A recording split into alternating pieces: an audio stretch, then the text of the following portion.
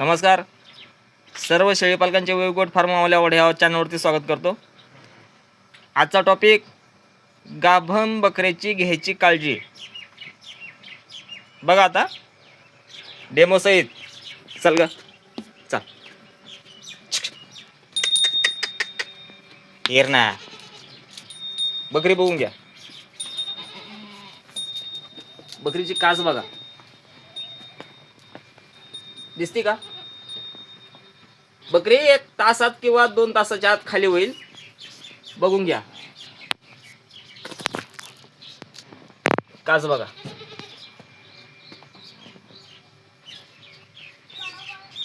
बघितली? काय केलं होतं आपण ते सांगतो. आता ही बघा. उठ ग बाहेर. उठ उठ चल. उठ उठ.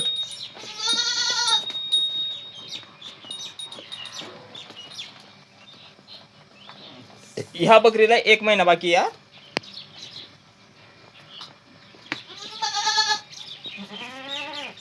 उठ उठ बाबले. ह्या बकरीला 1 महिना बाकी आहे. एप्रिल मध्ये ह्या खाली होत्या. एप्रिलच्या शेवट किंवा मेच्या स्टार्टिंगला ह्या बकऱ्या खाली होणार. ही एक बसलेली बघून घ्या.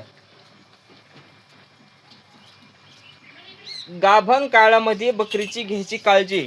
टॉपिक व्यवस्थित समजून घ्या. समोर पिल्ला आपल्याला स्ट्रॉंग भेटले पाहिजे. आपण काय काय केलं होतं ते सांगतो. बघितली बकरी? ही बकरी एक थोड्या वेळ खाली होईल. काय केलं होतं ते सांगतो. आपण बकरी गाभण राहिल्यानंतर 2 महिने पास झाल्यानंतर चारा प्रॉपर या शेळ्याला पोटभर भेटला पाहिजे. बरोबर?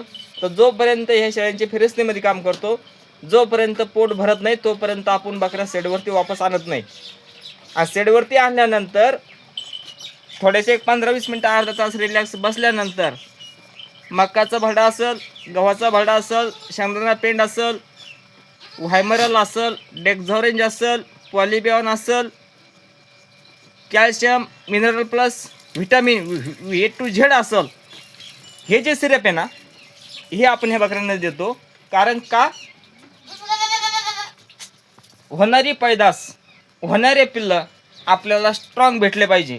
आणि ह्या बकऱ्यांना आपण मेल क्रॉस केला होता. बिटल क्रॉस, ओरिजिनल बिटल नाही, बिटल क्रॉस मेल आपण ह्या बकऱ्यांना क्रॉस केला होता.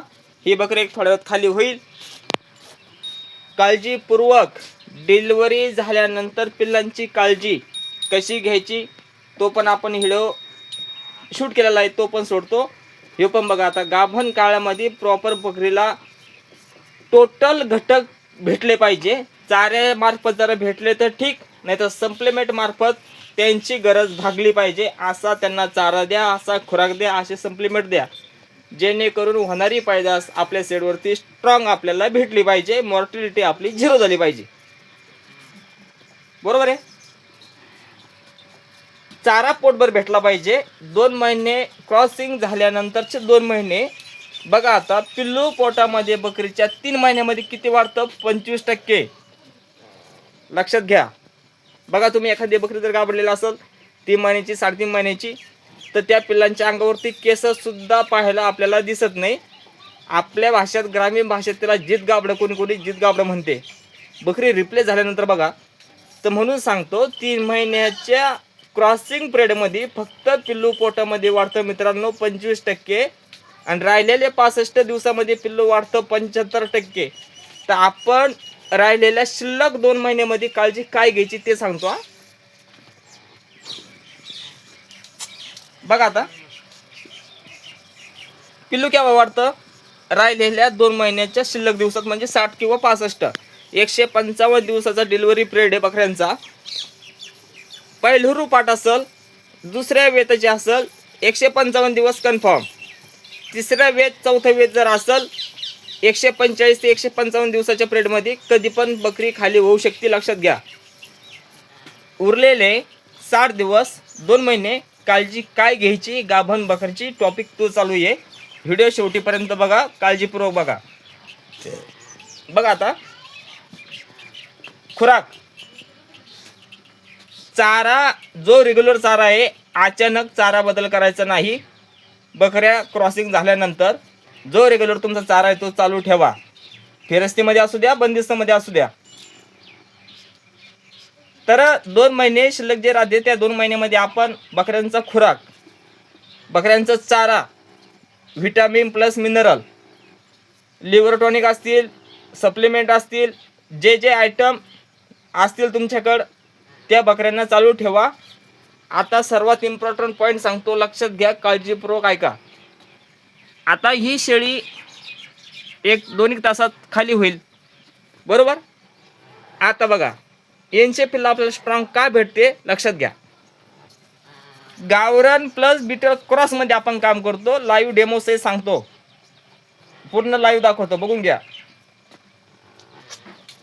आता 3 महिने पास झाले, 2 महिने आपल्या हातामध्ये शिल्लक आहे. तर 2 महिन्यामध्ये त्यांचा चारा पोटभर त्यांना भेटला पाहिजे, खुराक त्यांना पोटभर भेटला पाहिजे, त्यांचं पाणी टायमिंग त्यांना भेटलं पाहिजे. आणि 2 महिन्यामध्ये 1 महिना परत मायनस करा. उरलेला 1 दिवस किंवा 35 दिवस ज्या वेळेस शिल्लक आहे तुमचे, नोट्स करायला असेल तुमच्याकडे डेट, क्रॉसिंग डेट नोट करून ठेवा आठवणीना, की जेणेकरून आपल्याला सप्लिमेंट असतील, तुम्हाला सांगतो ट्रीटमेंट असेल, गाभामध्ये जर काही एखादी शेळी आजारी पडली तर अँटीबायोटिक असेल, इंजेक्शन, स्टेरॉइडसारखे इंजेक्शन असेल, हे आपल्याला काळजीपूर्वक देता येते, लक्षात घ्या मित्रांनो.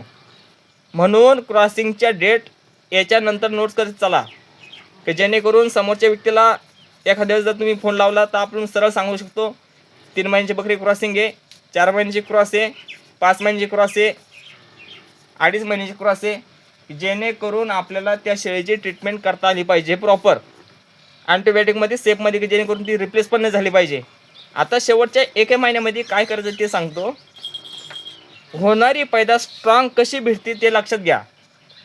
आता बघा एखाद्या शेळी कास ज्या वेळेस हे जर नाही कळलं, दिवसां जर नाही लक्षात राहिले, तर ज्या वेळेस शेळी कास सोडायला सुरुवात करते तर त्या पिरियडला आपण एकच सप्लिमेंट चालू करायचं. त्या सप्लिमेंटचं नाव आहे व्हायटॅमिन एच, जेणेकरून कास स्ट्रॉंग भेटणार, स्ट्रॉंग होणार, दुधाची क्षमता जास्त आपल्याला त्या पिल्लांना भेटणार, दूध जास्त भेटणार, कासाची साईज वाढणार. म्हणून ते आयटम काम करतं व्हायटॅमिन एच. व्हायटॅमिन एच द्या 10 दिवस, बंद करा. राहिले आपल्या हातामध्ये 20 दिवस, त्याच्यातले 10 दिवस काही द्यायचं नाही. जो तुमचा चारा आहे रेग्युलर, जो खुराक आहे तो रेग्युलर चारा चालू ठेवा. उरलेल्या 10 दिवसामध्ये सिस्टम दाखवतो हा, कास बकरी पॉवरफुल सोडून देते. मग तुमच्या लक्षात येईल. बघा आता हा कमराचा भाग आहे. दिवस जरा आपल्या लक्षात नाही राहिले तर सांगतो. सुरुवातीला काय होतं माहिती का, इथं खड्डं पडतं बा, इथं एक डिलिव्हरीच्या 10 दिवस अगोदरचं सांगतो, इथं खड्डं पडतं नॉर्मल. हे पूर्ण जर डिलिव्हरी व्हायची पिरियड जर बकरीचा असेल, ते टोटल साईज गड्डा पडून जाते, खड्डं पडून जाते, पूर्ण तिकडे बोट इकडे बोट लागून जाते, पूर्ण खड्डं पडतं, बकरी डिलिव्हरी होती. तर सुरुवातीला 10 दिवस बाकी असताना फक्त सेंटरला इथंच खड्डं पडणार, फक्त ह्या जागेवरती, समोर खड्डे पडत नाही. अशी बकरी काळजीपूर्वक बघा आणि मग चालू करायचं. सकाळी जर व्हायमरल दिलं, काय काय द्यायचं ते सांगतो. तुमचं व्हायमरल असेल, ब्रोटन असेल, डेक्झोरेंज असेल, पॉलिब्यान असेल, 4 आयटम सांगतो, काळजीपूर्वक बघा. सकाळी जर तुम्ही 2 ml व्हायमरल दिलं तर संध्याकाळी 1 ml ब्रोटन द्यायचं. दुसऱ्या दिवशी सकाळी 2 ml डेक्झोरेंज द्यायचं, संध्याकाळी 1 ml पॉलिब्यान द्यायचं. कन्फ्यूज होऊ नका, व्यवस्थित बघून घ्या. आलं लक्षात. हे जर सप्लिमेंट आपण जर दिले तर होणारी पैदास, होणारे पिल्लं आपल्याला स्ट्रॉंग भेटणार आहे. आणि ते पिल्लं चुकून माती खात नाही, मॉर्टिलिटी होत नाही, मिल्क ॲसिडोसिस होत नाही. म्हणून आपल्याला हे सप्लिमेंट 10 दिवस अगोदर बकरीला चालू ठेवायचे, की जे करून बकरीमार्फत गर्भाशयाला जाणार, त्या पिल्लाला त्यांचे टॉनिक ऑटोमॅटिक आतमध्ये भेटणार. जे घटक त्यांना कमी असतील ते घटक त्यांचे भरून निघणार. म्हणून हे काळजीपूर्वक बघत चला. व्हिडिओ जर आवडला असेल तर लाईक करा, शेअर करा, सबस्क्राईब करा आणि अशा व्यक्तीला शेअर करा का त्याला शेळी पालनाची गरज आहे. भेटूया पुढच्या टॉपिकवरती. धन्यवाद, बाय.